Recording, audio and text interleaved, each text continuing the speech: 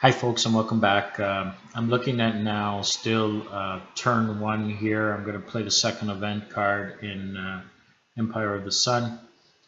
Um, I've decided I finished my attack on Pearl Harbor and played Operation Z, and instead of moving the carrier units down back into Japan, what I've done is I've actually moved them closer to Truk to be able to start isolating some of the islands I need to be able to capture resources and so forth for the next turn, which is turn 2.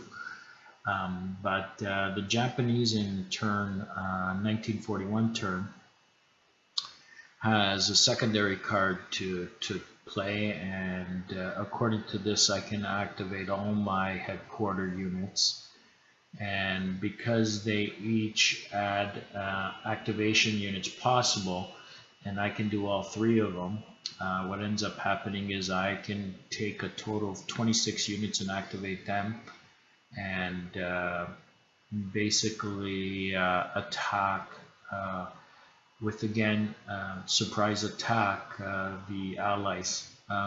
So the condition here is use the offensive efficiency rating of all Japanese HQs. All total of 26 may be activated. If a Japanese naval unit enters the Malaysian coastal hex, Force Z automatically racks into the hex during the reaction movement.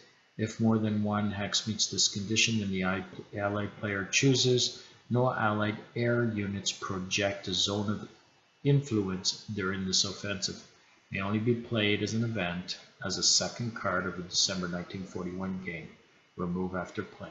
So that's exactly what I'm going to do. Is I'm going to take this, I'm going to play it as an event.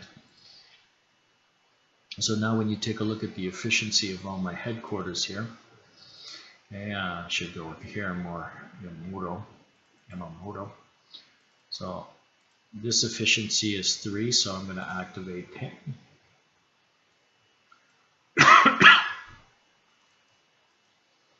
The south has 1, so I'm going to activate that, so that's 4. And Truk has 2, so notice 3 plus 1 plus 2 is 6, and I can activate 20 units plus the 6 headquarters unit, so I get to activate 26 units here and conduct my surprise attack. So moving forward, I'm going to take these 2 units and activate them. Now, to see how many units you actually have activated at the time the headquarter units don't show up as being activated, I can just click on the activation button here and see. And I remember with 26, there's quite a few of them, so I do want to keep tabs of them. So that's 3. I'm going to activate these 2 units. That's 5 because I'm going to use these units to take Miri. I'm going to follow historically what Mike Herman said with this particular unit. I'm going to use this one to take Hong Kong. I'm going to use this air unit to help out with the Hong Kong attack. These 2 air units are going to be active to try to destroy or try to eliminate the allied air units here. I'm going to use this air unit to try to eliminate the Malaysian air unit. I'm going to activate this guy here and activate him, activate him, but not him. Okay. These 2 units will be activated. Air units, always need air units. They'll be activated. This group of 3 units will be activated as I want to be able to try to land on late team. And I'm going to activate these units here in my support of trying to take a little bit of the ports in New Guinea and Rabaul. I can activate these ones. They've already moved for this particular turn. When I check my activated units, I have my 26 units activated with my 3 headquarters. So now I'm going to then move them. The order in which you move things is very vitally important. In a sense, even though in this particular turn the zones of influence do not impact movement, In future turns they will. So what I'm going to try to do is follow the correct order anyway, so that I can try to neutralize zones of influences. And you can see what I mean by that in a second. So what I'm going to do is I'm going to take this infantry unit and I'm going to move him here. Now, if you go back to the card, the OP value is 3. So basically, that's the top number on the left top corner of the card. So that means this ground unit can actually move 3 spaces. On the rail movements, it's only a half. So this unit can go half, 1, 1.5, 2, 2.5, and end there. Now, ground units, once they've entered a hex, automatically change control of that hex. So those controlled, or those hexes there, become Japanese controlled. Once they become Japanese controlled, air units can land there. So what I'm going to do is I'm going to take this unit here and I'm going to move him half, 1. Now to enter this jungle terrain, it's going to cost me 2 movement points, so I'm going to end up using 3. So 1 plus 2 is 3, and that unit can no longer move. I'm now going to take this air unit. It has a 5 above the 3 here. So that's an extended range movement here. 1, 2, and I'm only going to end up in this particular spot. And you can see now I'm 3 hexes away from the Malaysian area unit, and I'm going to be declaring this as a battle hex. But before that, what I'm going to do is I'm going to take this fighter unit here, and I'm going to move it 1, 2, 3, 4, and then I'm going to go 1, 2, 3, 4, and I'm going to go 1, 2, 3, and I'm going to put him here. So notice again, when you take a look at the card, I have 3 op points there, so I have 3 hops of movements of 4. So basically, this aircraft can move 12 units. The 22 Air Force for Japanese can move 3 times 5, which is 15 hexes. So the top counter can move 4 times 3, which is 12 hexes. And the 22 Air Division can move 15 hexes.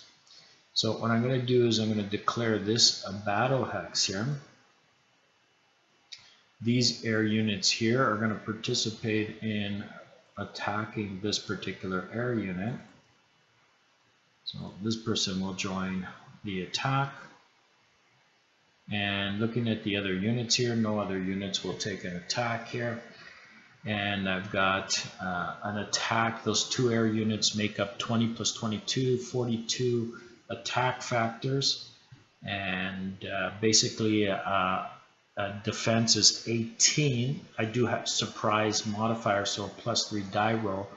So even if I score a half, I'm going to be taking out this air unit for sure. So that's a good thing. I'm now going to go across a little bit and take this battleship here. And I'm going to move 1, 2, 3, 4, 5. That's 1 hop. 1, 2, 3, 4, 5. That's a second hop. 1, 2, 3, 4, 5. And I'm going to park it in Kota Baru. And then I'm going to take this unit here, 1, 2, 3, 4, 5. And what I'm going to do is an amphibious landing here. Now, whenever you do an amphibious landing, what happens is you're using an ASP. So that's one of my ASPs used. Now, when you take a look at the card, what it also said was if one of the events or attacks occurred off the Malaysian coast, Force Z and their movement will end up intercepting. So it'll have a reaction move in this particular situation. So I'm going to join the battle here. So what I'm going to do is I'm going to actually create that into a battle hex now because I've got enemy units in there. I'm going to call this B. And I'm going to have everybody join the fight. So a naval battle will occur in that particular hex. I've done my movements in this particular situation for Malaysia. I know that I'm not going to bring a carrier unit in or anything like that, so I'm not allowing this to actually attack any other unit. Okay, I'm now going to take the following, the Mogami and the 2nd Marine Division, and what I'm going to do is invade Amiri. 1, 2, 3, 4, and I'm there. Now I don't have to use any ASPs because Marine units use organic naval to be able to amphibious assault. So no amphibious shipping is used in this particular situation. And notice I haven't gone through any zones of control or anything like that, so that just goes untouched. And what will end up happening, this will end up being an automatic taking of the hex itself. Now, to prevent normally any reaction or anything like that, what I would do is I would take the battleship here, Congo. So I would take the Congo here, and I'm going to move 1, 2, 3, 4, 5. And I'm going to go 1, 2, 3, and I'm going to create a battle hex here and pin. This would be C. I'm going to pin in combat here the US Asian unit. And I'm going to zoom in here so you can actually see what's happening here. So I'm going to pin and try to do combat with this. I'm going to do a similar thing here with the other US Asia. This is a cruiser unit. So moving forward here, it's really jumping here.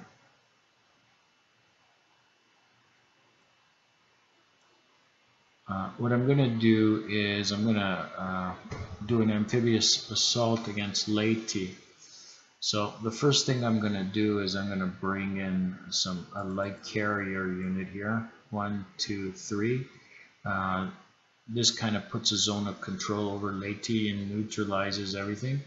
And then they're going to take these 2 units here, and I'm going to bring them in for an amphibious assault. 1, 2, 3, 4. So here's my amphibious invasion. This is nice because for the first time you're going to be able to see air and naval and ground attack, which is actually really nice. I'm going to bring this other carrier unit here, and I'm going to support 2, 3, 4, 5. 1, 2, 3, the light carrier unit that's there. So bringing in more air, which is actually pretty good. This will also end up being a battle hex, so that's going to end up being D. And everybody's going to participate in this battle. And we'll see how that one ends up going.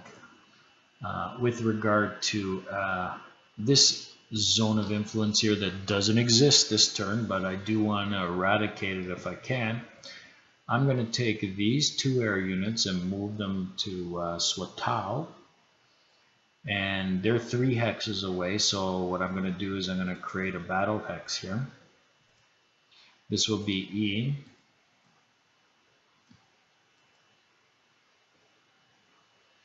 I can get rid of all of these other ones that were created here.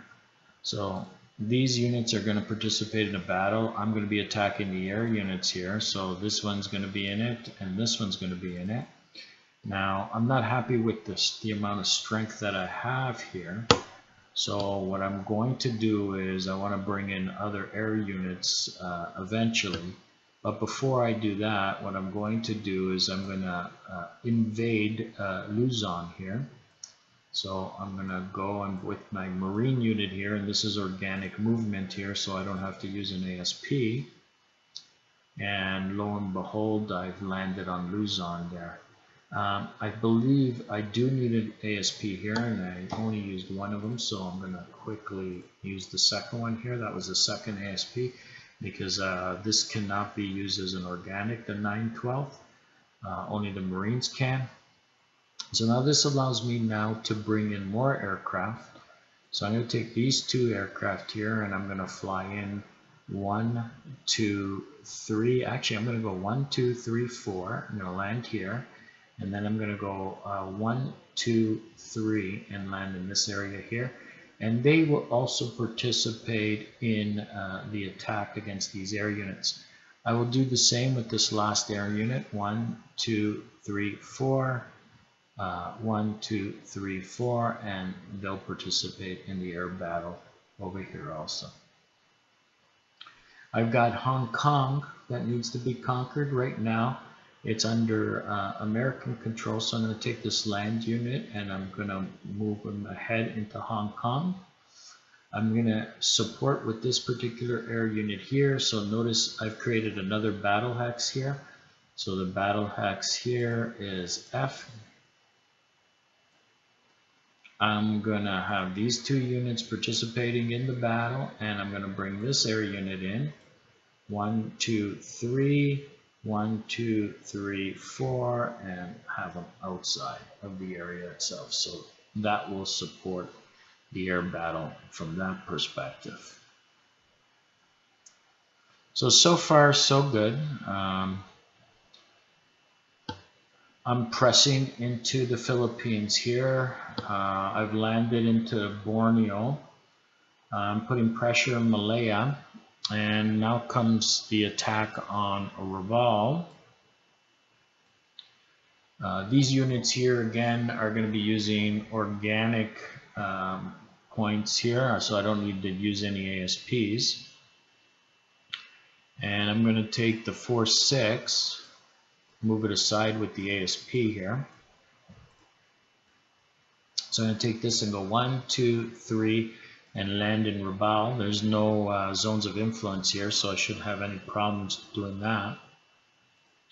And I'm going to do the same with the light cruiser unit here and the 6. It looks like I moved the headquarters too here. So I'm going to go 1, 2, 3, 4, 5, 1, and I'm going to land in this particular hex.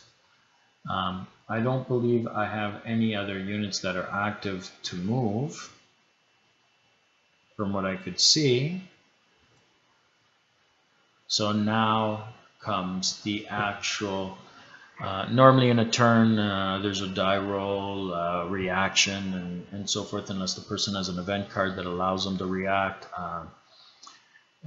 But in this situation, there's no zones of influence, and reaction is limited to those particular units that are within the area. And there, if you take a look, everybody who can react, other than, well, Force Z is the only one who can react, and that was by the event of the card. So moving forward, I mean, this is the move. So what I do now is I complete the attacks. When I take a look at the card itself, when I go back, the intelligent level is, again, surprise attack. So I get a +3 die modifier roll on the CRT table of air naval combat. So that means even if I roll a 0, I'm looking at getting at least a half as a multiplier. And in my case here with 42 attack points, even a half die roll would be 21. The defense value of 1 step of the Malaysian air unit is 9. So tops is going to be 18. So no matter what, this is an automatic victory. I'll roll the die just for fun. So I roll the die and I end up getting a 7. +3 is 10. That turns out to be a 1 multiplier.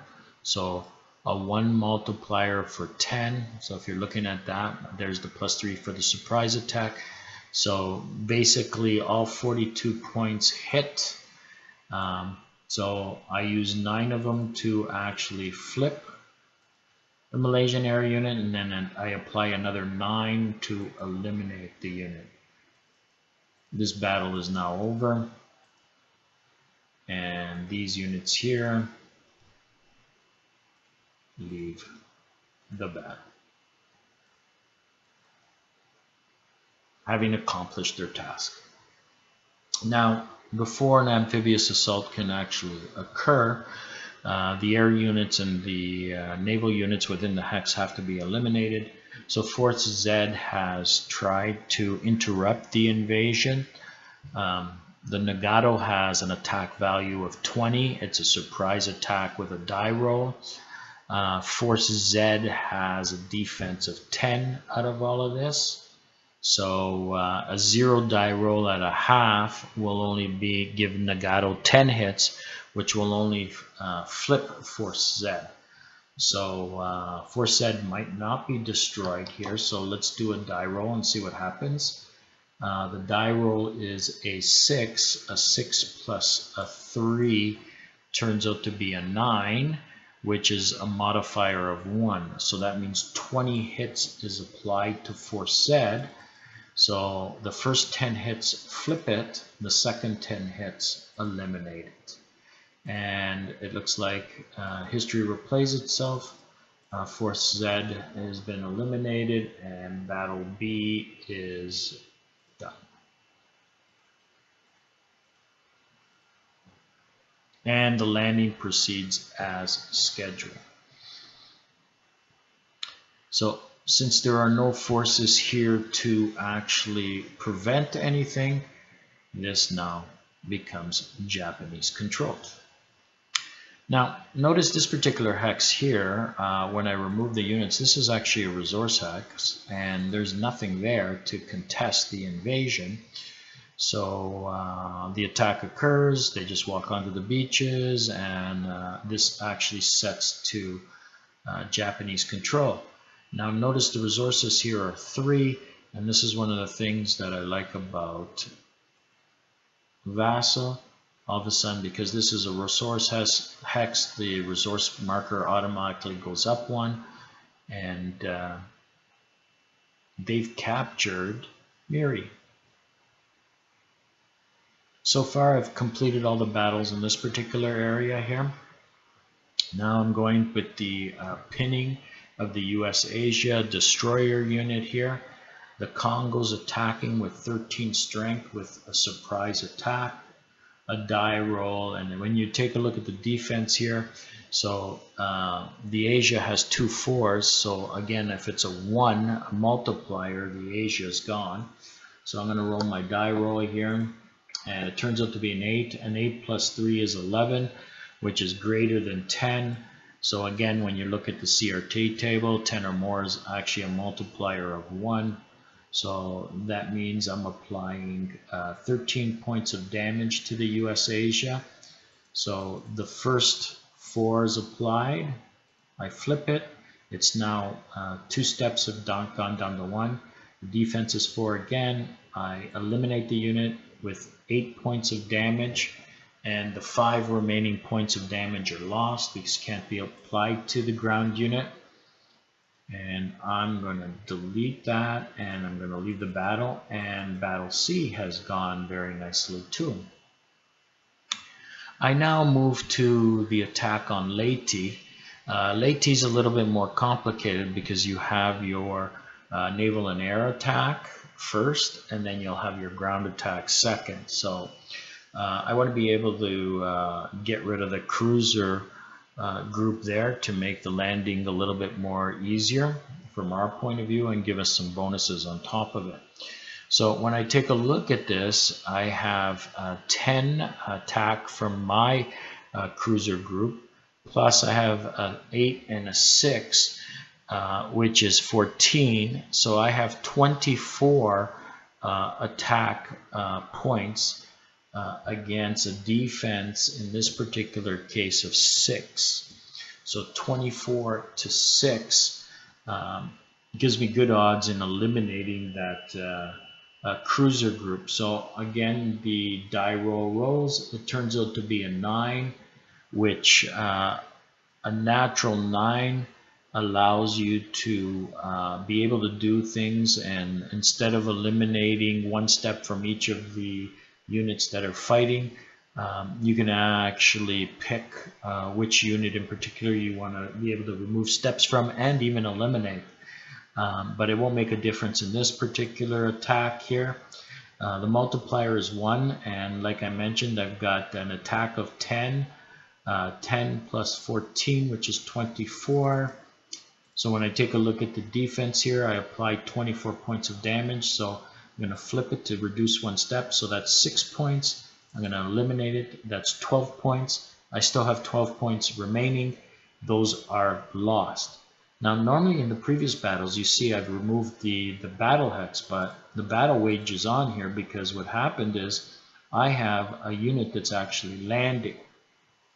So now ground attack occurs. When ground attack occurs, it's simultaneous. So both the Japanese infantry unit and the Philippine infantry unit attack at the same time. But if you take a look at the Philippine attack, it's 1.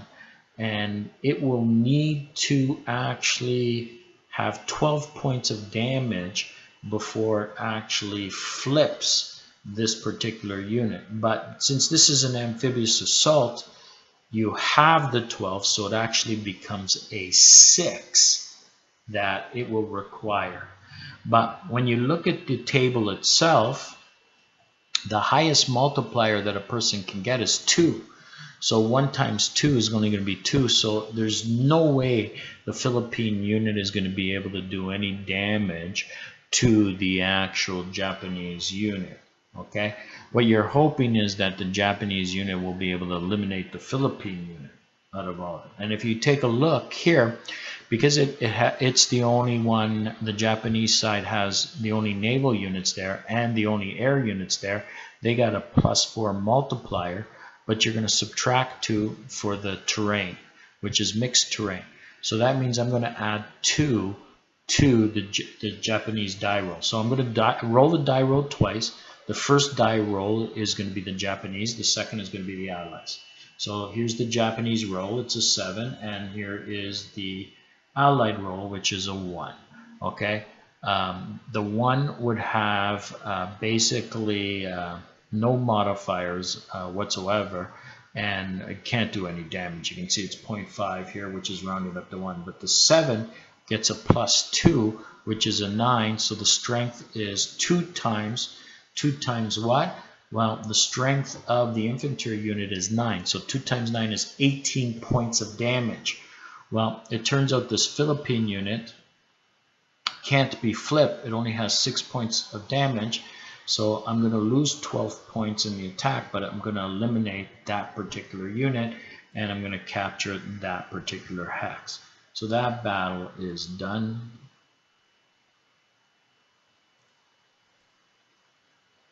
And completed. So I have controlled that hex. I've not controlled this hex. I have controlled this hex. So that is under Japanese control now. So I've done some capturing, and I control that hex too. There's really no units in there. Sort of stepping the gun here, but the battles are done here. I'm not sure if I did a Japanese capture. No, I want to control. So when I remove the units, I can see the little flags there that I've actually captured those particular hexes. Okay, here comes another big battle. Henderson Field has a couple air units to it. The fighter unit in particular I want to be able to eliminate. The attacking air units are 216 attack factors and 320 attack factors. But if you take a look at this, the range of these aircraft are 2 normally, and I'm attacking aircraft that are 3 hexes away, still within range, but extended range. So that means the attacking 20 is really halved to 10. So really that's only 30 points attacking plus another 32. So that means 62 points are attacking. And it looks like it's 38 points on defense on this. 9 and 9 and 10 and 10 to be able to get rid of it. So I'm hoping that my die roll is high enough that I'll be able to eliminate both air units. If not, it's the fighter unit I want to go for first. And we'll see how this die roll works out. Since it's a surprise attack again, I get a +3 modifier. So the Japanese roll, the Allies do not. I get a 5. 5 plus 3 turns out to be 8. When I take a look at the table here, 8 is a 1 multiplier, so that's awesome. So that means all 62 points will hit these air units. And when I go to flip them over, just to zoom in here so you can see what's happening here. When I flip that one over, that's 10 that I've used. This is 9 I've used. Okay, and this is another 9, which eliminates, and another 10, all within the 62 point hit range, and all remaining hits are lost. And this is now deleted, and this attack ended up being pretty good. I'm gonna leave, and leave. Move in. Now the battle for Hong Kong. Okay, so I've got an air unit and I've got basically a ground unit here. So again, what happens is having the one air unit attacking, it can attack the ground unit. Can't eliminate it, but it can definitely attack the ground unit here. So I've got 20 factors basically attacking a 3-4, so that's a 4 defense. So with the 3 surprise attack modifier, I'm going to get a half. So more than likely, I'll be able to flip it, the unit anyway. So I'm going to roll the die here. I get a 7. 7 plus 3 is 10. So my modifier is 1 here. So what I'm going to do is inflict 20 points of damage here. So if I'm going to inflict 20 points of damage here, this is 4 here. I'm going to flip this. But an air unit cannot eliminate a ground unit on an attack. So that halts that right there. So we move to the second stage, which is ground attack. Now when I'm looking at the units here, what ends up happening is I've got an attack value of 1 against 9. So even with the 2 multiplier, it's not going to do any damage to my Japanese unit. Okay. But having an air force there, what ends up happening is having air units present. With the ground attack table, I'm going to have a +2 modifier there. I don't have any naval units, so I'm going to have a +2. But it is mixed hex, so +2 minus 2 is 0. So that would mean my roll is not going to have any addition to it here.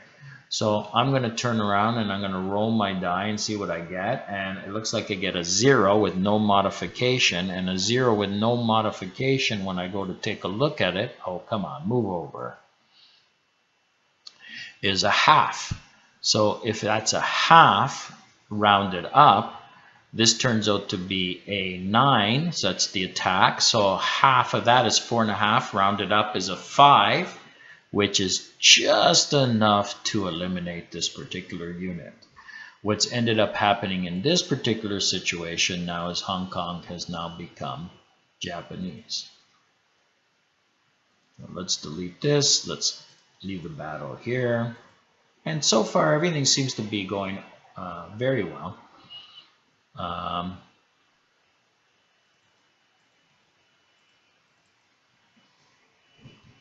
I've captured all the hexes I want to capture. I've eliminated a great deal of the zone of influences here.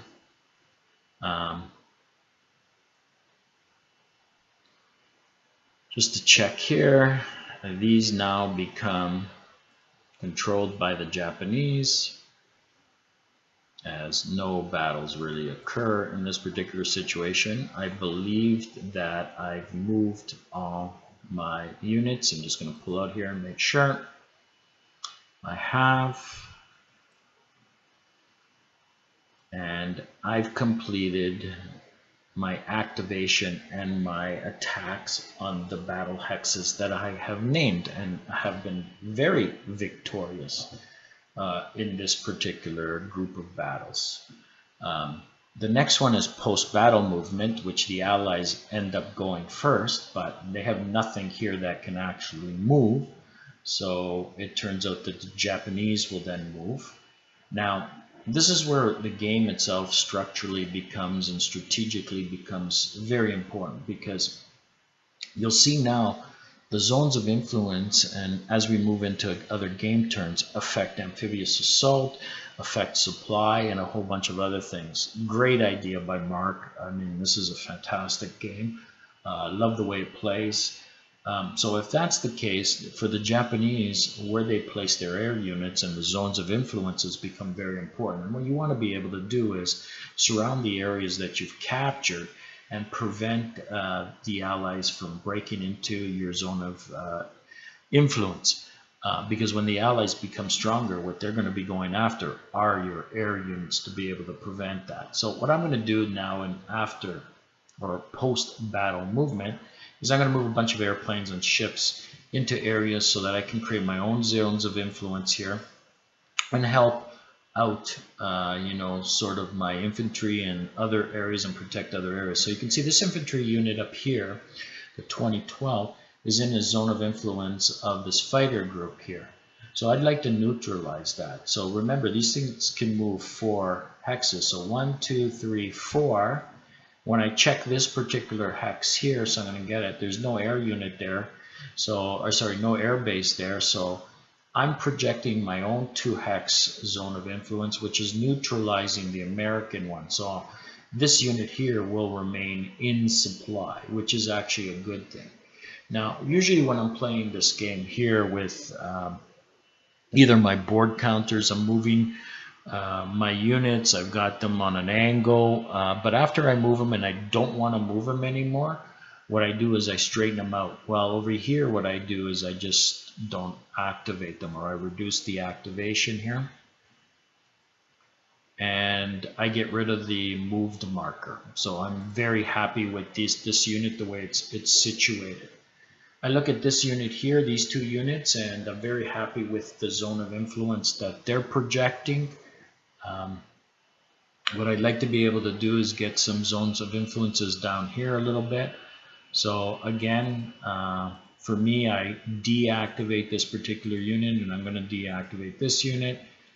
Both have moved, so I'm just going to put down mark move to get rid of that mark move marker. So now when I take a look at them, I've moved them, they've got the zone of influence that I want, and so forth. Now, this infantry unit has landed, but the Nagato I want to be able to use in another battle in the future. So I need to be smart where I put the Nagato here.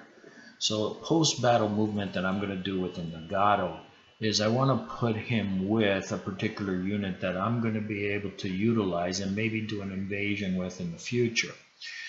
This 912 unit in Hong Kong looks good, so I'm going to move over to that. And so with an op of 3, I've got 15 hexes I can move. So 1, 2, 3, 4, 5, that's 1 hop, 1, 2. So I'm happy with that movement there. It's in a nice spot, and I could utilize that unit together with the infantry unit and do an invasion possibly on the next turn. So I'm going to deactivate it, and I'm going to get rid of the moved marker, and I'm going to do the same here. So now when you take a look at this, they've completed their movement. I'm happy. This guy can't move anymore, and I'm happy where he is, so he'll stay in this particular location. And now when you're looking at my zones of influence here, this is where I like to pull out on the map. This is the nice thing about Vassal, because with Vassal you can really see the zones of influence and move them around where you want.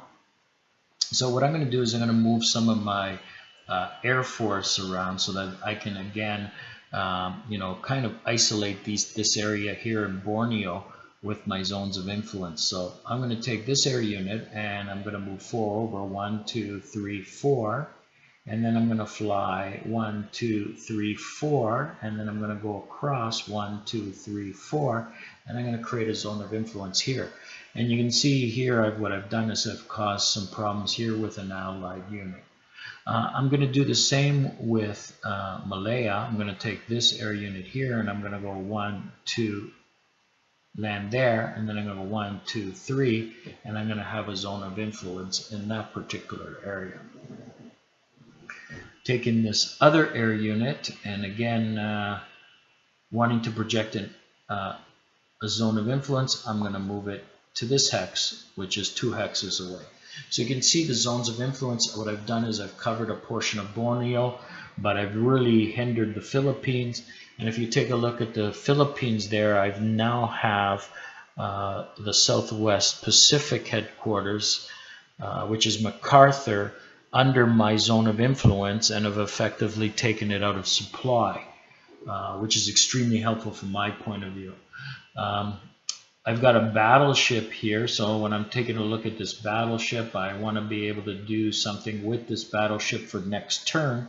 So what I'm going to do is I'm going to try and I'm going to move him and hopefully go with an infantry unit here to be able to do an invasion of sorts. So I'm going to see if I can make it all the way over there. So let me see here if I can do that. I'm going to go, can I get that? I'm sure I can.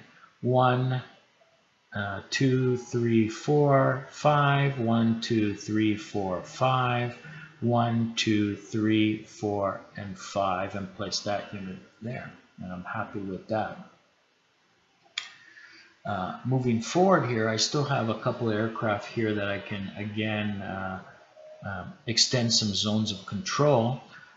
Japan is kind of naked there, so what I want to do is I want to be able to possibly throw them under a little bit of an umbrella of zone of influence. So this has a range of 5 here, so I'm going to take one of these units, 1, 2, 3, 4, 5. So I've landed at an airport, and I'm going to go 1, 2, 3, 4, and provide a zone of influence in that particular area. I'm going to do a similar thing with this particular aircraft. I'm going to go 1, 2, 3, 4, 5, but what I'm going to do is I'm going to end up in Iwo Jima, 1, 2, 3, 4, which is 4 hexes away. And you can see here the zones of influences that I've created, very powerful in blocking basically any kind of supply to any particular units that I don't want to have supply. Now I have an option with this next unit. I can move them 1, 2, 3, 4 and have my zone of influence there, or I can go back with a couple of hops. So I'm sorry, I'm over here, and maybe project a zone of influence possibly down here in Peleliu, and kind of extend my zone of influence down. So if I take a look at this, again, the hop is 4, 1, 2, 3, 4, 1, 2, 3, 1, 2, 3, 4, and I've extended it down there. Now what would be really nice is if I can kind of protect this area down here with Rabaul. So what I'm going to do in this particular situation to extend my zone of influence is I'm going to take my light carrier group 1, 2, 3, 4, 5, 1, 2, 3, and end up in truck. And I'm going to take my next carrier group here and I'm going to go 1, 2, 3, 4, 5, 1, 2, 3, 4, 5, 1, and I'm going to end up in Rabaul. And you can see I've got my zone of influence on this marine unit also. So when I take a look at my overall picture, I mean, basically I'm trying to cut off supply from this area here that's coming from Pearl Harbor. I'm trying to isolate the Philippines and Borneo for my next set of moves. I do have a cruiser group here, which I hate leaving ships lying around after already in an amphibious assault, especially when I don't want it to have an amphibious assault. So I'm going to do a post-battle movement, 1, 2, 3, 4, 5, and I'm going to go 1, 2, 3, 4, and I'm going to move him here. So again, I have the possibility of moving them. Notice this is an organic movement, so I like to keep the Marines with their ships. So if I have to do any sort of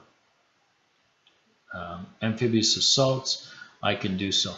Notice this particular one, I ended up taking the Congo. I'm going pretty far with it to pick up the 912. The idea behind it, I mean, I could have done this unit over here. It's actually closer to Borneo, and that's what I'm probably going to be doing next. I'm going to be trying to move into and capture Malaya and Borneo and the Dutch East Indies while expanding my my control of the New Guinea area. But that would actually complete my first turn, since I don't have any more cards. At this point in time, I would then just deactivate my units.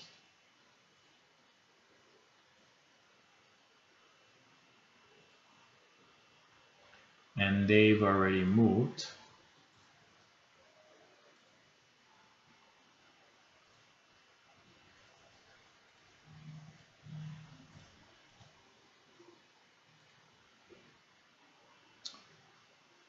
So basically I've completed all my, oh, I can't believe I did that.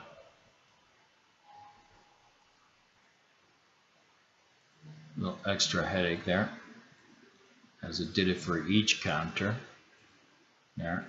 So this unit here is deactivated and marked as moved. Marked as moved and deactivated. The other units were not activated. The headquarters is no longer activated. The cruiser is done also. This area unit is activated and marked as moved, so I've completed that. Oh, it looks like I missed the marked moved. Oh, I had to keep that if I remember correctly, because this way I don't move them again. So marked as moved and activate, done, activate, and marked as moved, activate, and marked as moved.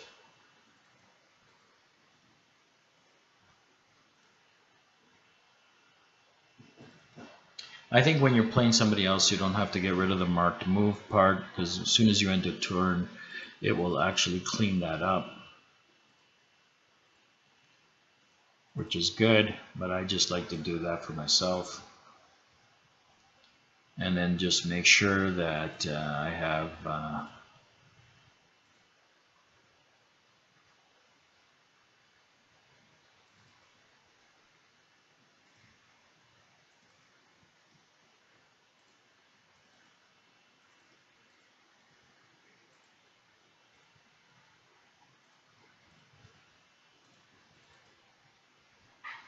now I just quickly check my activated units. There's one more activated. Oh, and I didn't use them. Oh my God, I could have. Oh, that's Hong Kong. I did use them. Done. Okay. Just check. There we go. And that turn has been complete. Let's just take a look at the lay of the land here. I got my zone of control spreading over Borneo, Malaya, and the Philippines, and slowly moving into New Guinea. And I'm hoping by the end of the next turn that the Dutch East Indies will also be within that zone of control, and I can push to try to get as many resource hexes as I can moving forward. Thank you everybody for watching. Have a great night.